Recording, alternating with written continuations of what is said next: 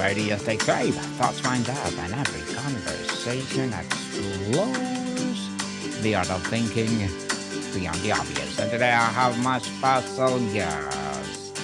He's a cybersecurity decoded for real people. Zero jargon, just solutions, none other than Mr. Robert Siciliano. Thank you, Daniel. Welcome, Mr. Robert, on Abstract Essay. And can you please introduce more about yourself that I missed? So I am, my company is protectnowllc.com.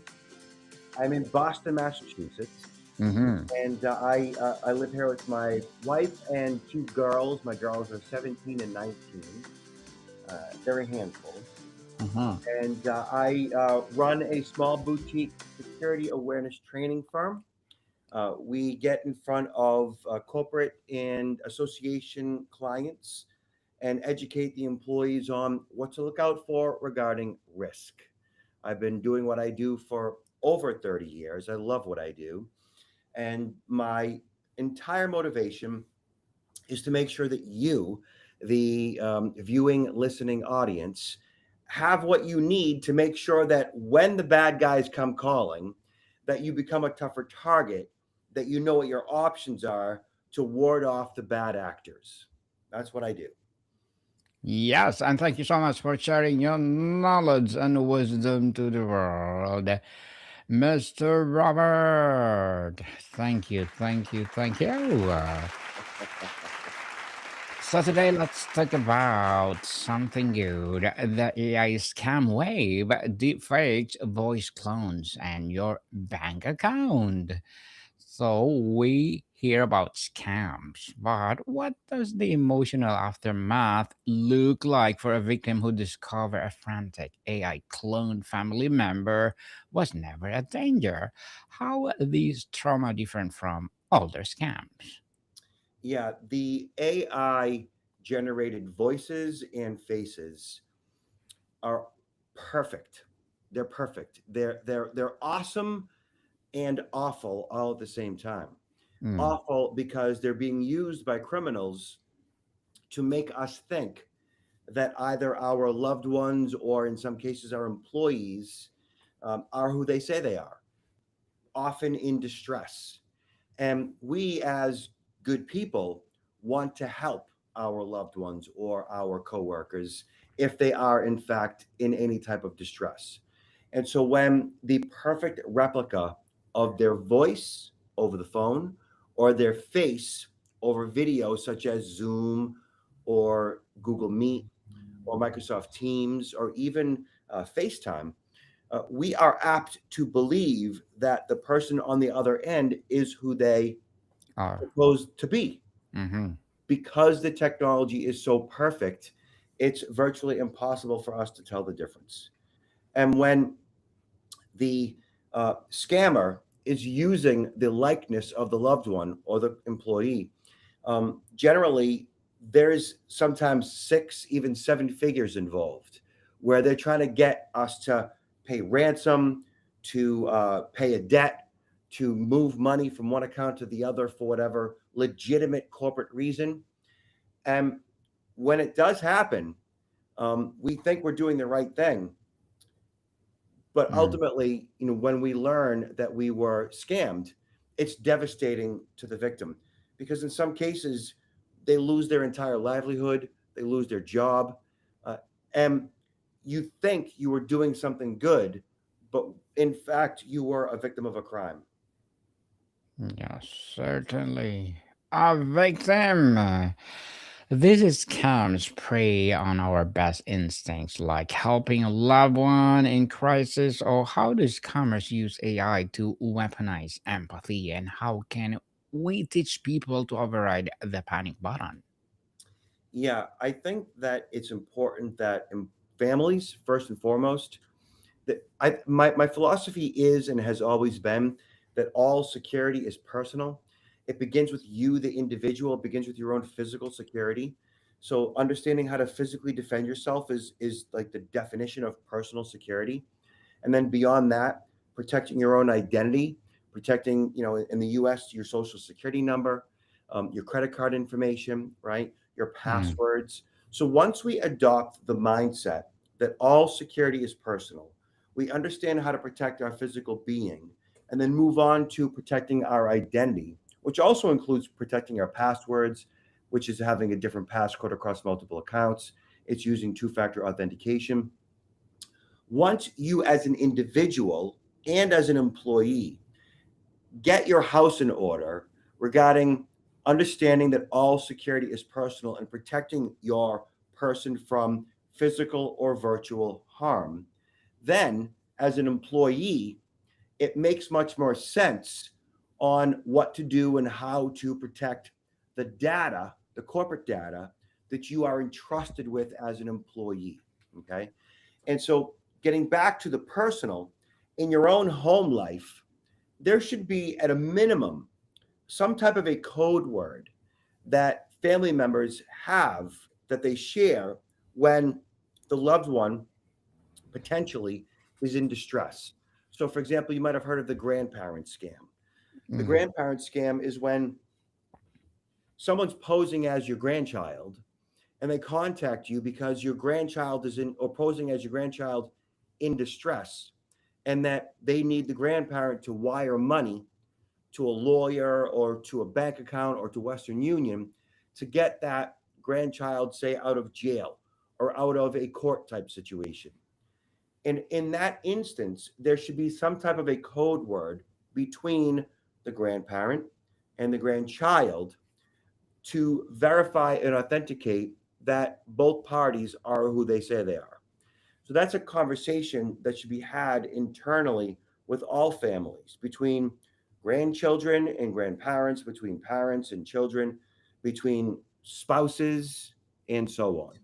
And once those conversations are had on the personal level within the family unit, those same conversations need to be had in a corporation between company executives and employees, within company executives, between each other, between all various forms of staff. So that should be some type of a code word or phrase that's only known internally, that's shared amongst coworkers, that they only engage when the code word of sorts is provided. And once that happens, now there is a higher level of understanding between employees, between family members. And we evolve from the basics of security awareness to a level of security appreciation. And the difference between the two is security awareness is I understand risk, I recognize when things can go wrong, I understand what I'm supposed to do and how I'm supposed to react. That's security awareness. Security appreciation is basically from the heart up. It's not only do I understand all these various risks and what it is that I'm supposed to do, but this information and these tools and tactics, they mean something to me. It matters to me. It's important to me. And when it's important to me, I want to and I know what to do about it. That's where you want your employees and your family to be. You want them to appreciate the value security has in their life versus just plainly being aware of these things. You want them to appreciate security so that it actually means something and matters to them. Mr. Robert, how about you receive a convincing voice call from what sounds like your boss or a spouse? Beyond a password, what is a simple low tax safe word or verification step every family and company should adopt? Yeah, it could be something as simple as a vacation spot or a food product or a good book that you like to read or a company motto or a security slogan. Security never sleeps is a good slogan, right? It could be Hmm. something as simple as a common word or phrase that we agree to that makes sense, that's easy to remember. Nothing too difficult to remember, not a password, that would be used to actually log into a particular website, but some form of communication that could be shared verbally and via text. Something that could be communicated digitally and verbally, in person and virtually through digital communications. And once that is established, test it every once in a while, practice it, make it such that it's a part of your family culture and it's a part of corporate culture. And once you engage in these basic one-on-one practices, the bad guy is not going to know what that passcode or passphrase is, and Yes. they immediately are generally going to hang up the phone because they know they've already been thwarted when they can't answer the password or passphrase. Yes, people, we need a password that easily to remember. So the technology and how it works, Mr. Robert. Let's demystify this. How much audio or video does a scammer need to clone a voice convincingly today? Is Yeah. it just a social media clip or do they need more? They need essentially under a minute. 30 seconds to a minute is ideal. 30 seconds to a minute is something that can easily be found in various Instagram clips, Facebook reels, right? Even in like a Zoom video or Riverside, any type Mm, of online clip that you post or your friends post, and then yes. it's used to clone your voice and clone your face. It doesn't take much. Now, the technology right now to clone a voice is readily available and it is perfect. So perfect that the human ears, the human intellect cannot, is incapable of deciphering what is real and what is fake. We cannot tell the difference with when an audio voice is cloned. As far as video is concerned, the technology is available to make the perfect likeness of a face. It's available, but not necessarily to the general public. So, certain segments within the technology space have full access to perfect face cloning, but it's not ready for prime time to be deployed amongst the masses. So, somebody cloning your face, you can download apps from Google Play, from Apple's iTunes, and so on. Various third party apps are available right now to clone a person's face, but not perfectly, but good enough in many circumstances. And the good enough is currently what's being used for numerous forms of scams where good enough works. So, various forms of romance scams, um, various forms of kidnapping type scams, we're seeing good enough played out. And we actually saw good enough in a scam where a CFO wired $25 million Mm. thinking that she was talking to coworkers. So currently, good enough is good enough, which is pretty scary. It's scary indeed. So, Mr. Robert, deepfake video is advancing fast. What are the kind of tell or glitches the average person might still spot in a real-time video call scam? So right now, the face overlay can be a bit grainy. The facial features, such as um, the mouth and the eyes and the contortion that, as you can see, like in my face, is animated and looks real because it actually is real. Everything about how my eyes and my face and the muscles match up and contort makes sense. Whereas with AI face overlay, there's movement of the mouth, there's movement of the eyes, there's movement of the cheeks, but it doesn't look as natural as it could or should.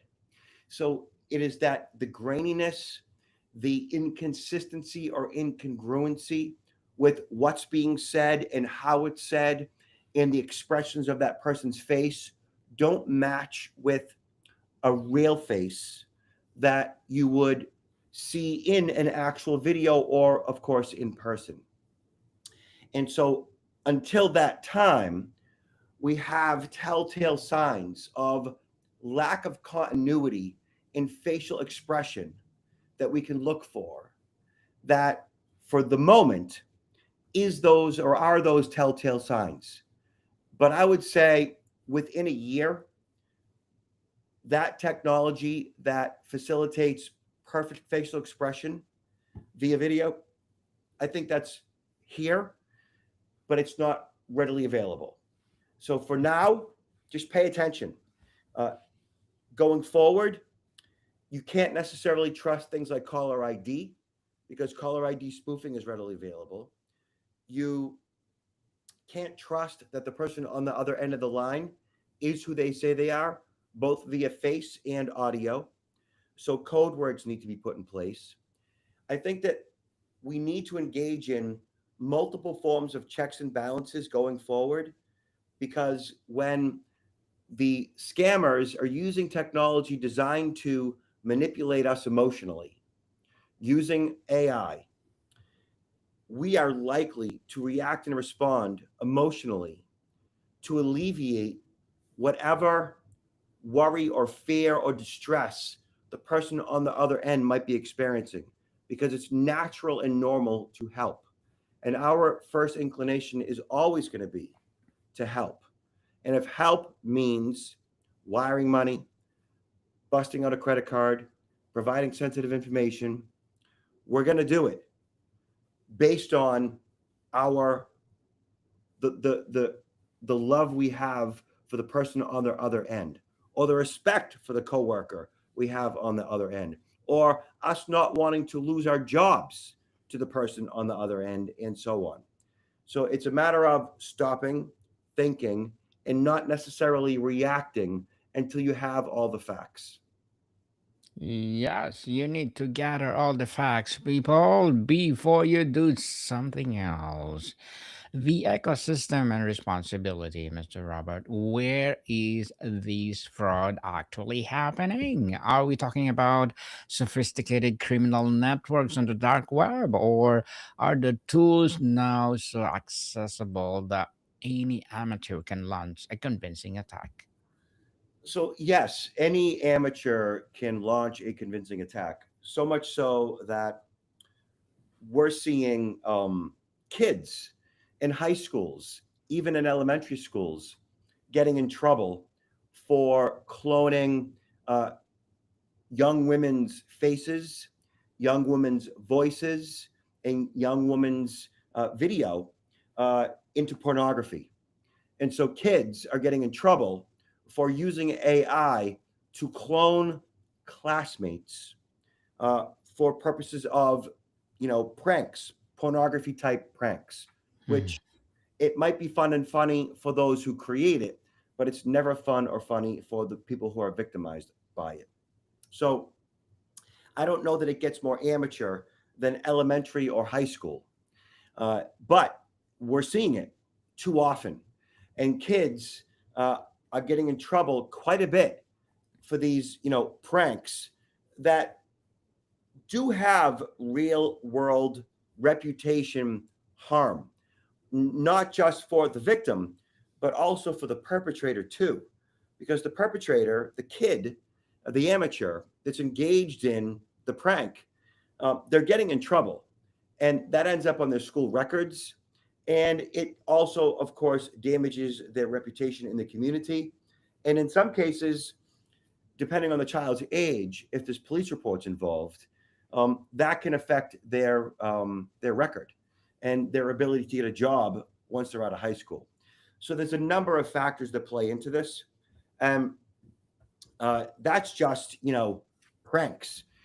Amateurs who mean to do actual harm, generally in the form of some form of financial fraud, obviously have full access to this technology, and they're using it, and they're using it in such a manner in which people are in effect pulling out money for gift cards, wiring funds, credit cards, and so forth. And while that might be small game, it adds up over time.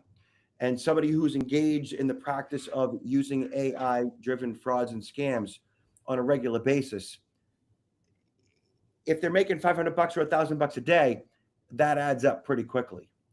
And so it really boils down to, consumer beware, and recognize every time the phone rings, every time you get an email, every time you get a text message, the same way that you've been doing it for decades with all the various scammy texts we get and scammy emails we get and scammy phone calls we get, using AI to step it up a notch, cloning voices and cloning faces, know that that's here and now, and you need to be just as suspect with that as you are with any text message or any phone call or any email that you get.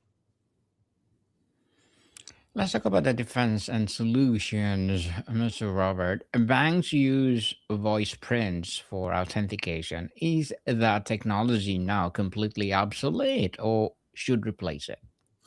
So, as much as banks are relying on voice prints or voice biometrics, the technology to recognize the AI driven voice is there, and it is being implemented with any company that's using voice biometrics as a form of authentication. So while the naked air is incapable of determining real or fake, technology can defeat technology when effectively used. So all is not lost with voice biometrics. Any bank, any institution, any credit union, any corporation that has been using voice biometrics, my guess is they're probably currently using an additional technology layered upon to detect the fakes, or they've moved on to something else, one or the other. The companies that provide the actual voice biometrics technology are, of course, on the forefront of recognizing the deep fakes to incorporate additional layers of protection to make sure that their systems aren't defeated. For high net worth individual or public figure, is a digital cleanup, scrubbing old audio video from their internet is a viable or necessary defense strategy?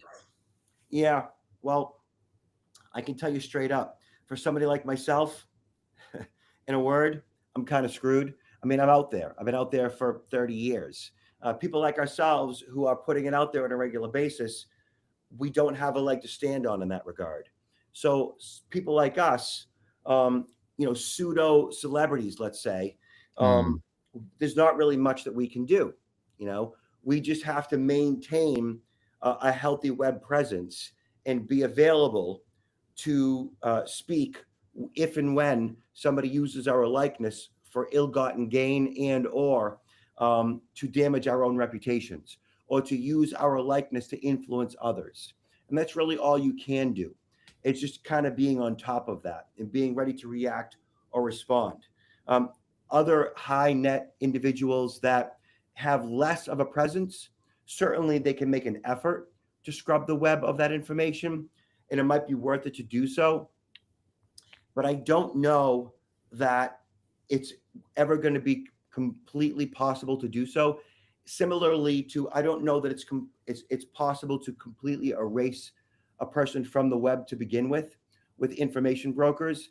I know that personally, I've done a pretty good job of scrubbing various mobile phone numbers from the web, and occasionally I check, and occasionally they pop up again. But I continually play the game of whack a mole to keep certain numeric identifiers of my own off the web. And it works to a degree, but Hmm. again, it is a game of whack a mole. I don't know that um, we ever can completely scrub ourselves from the web. That being said, I don't know that it's um, a fruitless endeavor. I still think it's a good idea to do so. If you have the means, if you have the resources, you have the time, it's not a bad thing to do. And there is a certain level of what we call security through obscurity, meaning the more obscure you and or your likeness and or your data is, the more secure you're going to be. So for certain people who have the resources, it's worth the time and effort. There's a lot of fear. Can you give us an example of a time where AI detection or swift action successfully thwarted a major deepfake scam? What can we learn from that win? So, it's not actually the technologies that are thwarting deepfake scams that we should really be talking about. What we really should be talking about is the everyday consumer, the everyday coworker or employee, the everyday citizen that has thwarted deepfakes. That's really what we should be talking about. And I say that because in the end, I don't know that we can rely on technology to solve all of these technology problems. I think what we really need to do is rely on our own gut, rely on our own instincts, rely on basic common sense, because that's what I've seen more often than not that has thwarted various forms of deep fakes. For example, uh, Ferrari Motor Corporation. Ferrari Motor Corporation, of course, makes Ferrari cars. Yes. Um, Ferrari Motor Corporation executives received WhatsApp communications from who they thought was the company CEO. And in the process of engaging the company CEO, the scammers cloned the CEO's voice and caller ID. And in the dialogue, one of the company executives that was on the other end of the line receiving these cloned, spoofed calls started to speak to the CEO in such a Mhm. manner where he started to ask the CEO various questions that revolved around what they had for dinner a previous evening, a book that the CEO had recommended. And in short order, the scammers hung up the phone because they recognized that the company officer was not willingly coughing up information, was not willingly being scammed, that the company officer resisted utilizing common sense questions to determine the validity of that outbound communication, that scammy AI driven fraud. Mhm. And so it's that resilience, that common sense that we humans have and always will possess that I think ultimately we need to rely on to thwart these scams. In addition to the technologies that eventually will be at our disposal, I think that it's important that we use our best defense, which is in fact our intellect, our brain. Mhm. Very, very nice story and empowering story, Mr. Robert. I hope our listener viewers will learn from it. And before we wrap up our discussion for today, I'm inviting you to please do listen to my other podcast because my other podcast is already what? My abstract essay is already in fifth season, abstract poetry in second season, and my book 101 review in fifth season too, comedy 101 in third season, and my food 101 in sixth season, geography 101 love letters, movie 101 review, music 101 at fourth season, science 101 and sex 101 in its second season of my baby podcast, mental health 101, Law 101, Bible verses 101, and Entrepreneurship 101. And of course, Motivation 101. Please listen to them wherever you listen your podcasts. So, Mr. Robert, finally, to end on a note of agency beyond fear, what makes you hopeful? Where do you see the most promising coalition forming to fight this? Yeah, so I interact with my audiences all the time. And that's what I do. I get in front of live audiences and I have a dialogue with them. I talk with and to them, and we exchange ideas for hours at a time. And people really want more security in their personal and professional lives. They want to engage in these processes. They want to know how to protect themselves and their identity and their person and their loved ones and the data in which they are entrusted at work. And it's those conversations that I have that when people leave the room and they come up to me at the end of the presentation and they say, that is not what I thought it was going to be. I didn't think that I needed to be here, but I'm so glad that I did. That's the best thing because people get it. They understand the difference between security awareness and security appreciation. And they take it to heart and they do something about it. And I think the more that we can spread the word on what security appreciation is, so we can develop the strategic human firewall, I think that we actually have a fighting chance against the bad guy. Yes, for sure. Just your instinct and gut, people. And thank you so much for sharing your knowledge and wisdom to the world, Mr. Robert. Thank you, thank you, thank you. So, can you please invite the listeners to support your advocacy, your business, or whatever projects that you're doing right now? You could find me online at all the socials at Robert Siciliano, Siciliano. And of course, my website is protectnowllc.com, protectnowllc.com. Yes. Yes, people, let's support Mr. Robert Siciliano because if you support him for sure, more and more empowering advocacy like this will rise. So, one more question, Mr. Robert. What is one simple, immediate action everyone listening can take today to make themselves harder target for a voice cloning scams? When the phone rings, when you get that text message, the moment that your blood pressure starts to rise, recognize risk, know that's probably a scam, get in touch with your loved one to make sure that they're fine. Yes, people. Take from the expert. Monica, people, see you soon.